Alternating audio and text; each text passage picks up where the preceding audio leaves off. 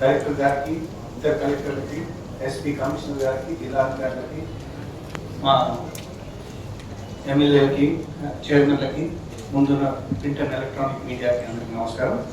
Sir నాకు రెండే questions ఉన్నాయి సార్. ఒకటి, ఈ తడిసిన వడ్లు అనేది ఈ వర్షాకాలం వచ్చింది కదా, ఇది అన్సీజనల్ గ్రీన్స్, తడిసిన వడ్లు ఏం అరేంజ్మెంట్ చేసింది సార్? దాని గురించి కొన్ని బాగా కంప్లైంట్స్ వస్తున్నాయి. అంటే బస్తాలలో నింపిన వడ్లని తీసుకుంటున్నాం అనేది ఒక వాళ్ళు అంటున్నారు సార్. వేరే వడ్లు మీరు తీసుకుంటలేదా అంటున్నారు సార్. అదొకటి.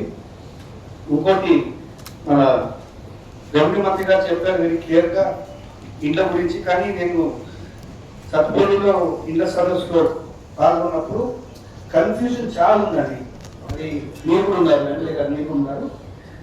దానికి ఆర్టీఓ గారు, విమల్ గారు క్లియర్గా వాళ్లకు ఇండ్ల పత్రాలు ఇస్తున్నప్పుడు వాళ్ళ డౌట్ క్లియర్గా మీరు క్లియర్ చేయాలి. ఎందుకంటే ఇంకా డౌట్ ఉన్నాయి వాళ్ళకి.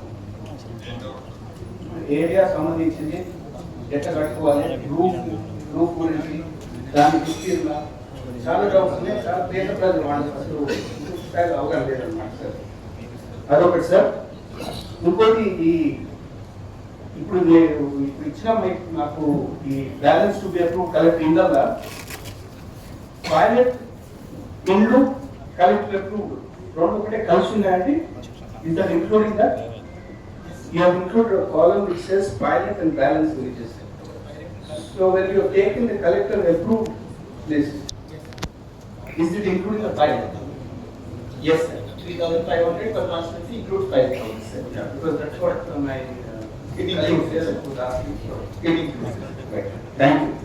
So, ఒకసారి అడిగినట్లు రాష్ట్ర ప్రభుత్వం గౌరవ ముఖ్యమంత్రి గారు కానీ, ప్యాడీ ప్రొక్యూర్మెంట్ మంత్రి గారు ఉత్తమ్ కుమార్ రెడ్డి గారి, ఉప ముఖ్యమంత్రి గారు కానీ రైతులను ఎక్కడా ఇబ్బంది పెట్టాలన్న ఆలోచన లేనే లేదు. ధాన్యం ఎక్కడైనా తడిచిన ధాన్యం ఉన్నా తప్పకుండా మనం వాటిని డ్రై చేసి, అంటే సీజన్ ఇది కంటిన్యూషన్ ఇట్లా ఉండదు కాబట్టి డ్రై చేసిన తర్వాత గౌరవ కలెక్టర్ల గారు కూడా ఆదేశాలు ఇవ్వడం జరిగింది.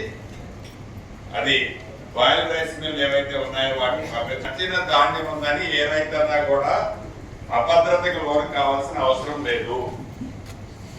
తడిచిన ధాన్యాన్ని కూడా ఈ ప్రభుత్వం పక్షాన కొంటది.